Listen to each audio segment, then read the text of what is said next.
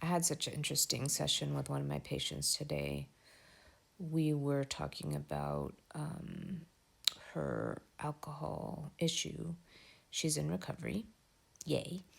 And we were talking about how she used to use alcohol as like a social lubricant, which lots of people do, right? And she said it just made it, easier for her. And I said, well, I think it would be better if you could just maybe develop some like social skills and stuff so you don't need the lubricant. And so then we talked about lots of things.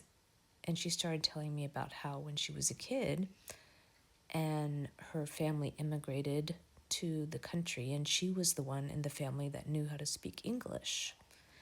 And because of that, she took on this very adult role as a kid, translating legal documents and doing all these kind of adult business like things for her parents.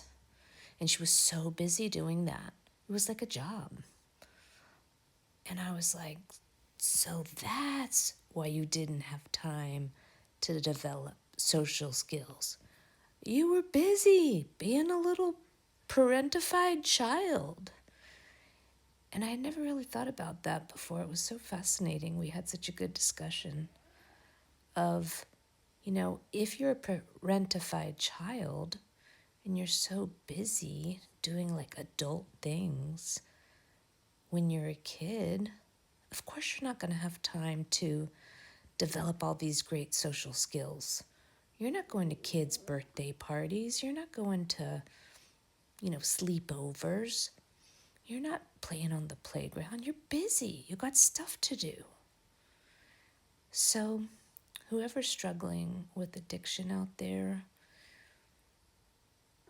I don't know if that has anything to do with your story, but I found it so interesting today.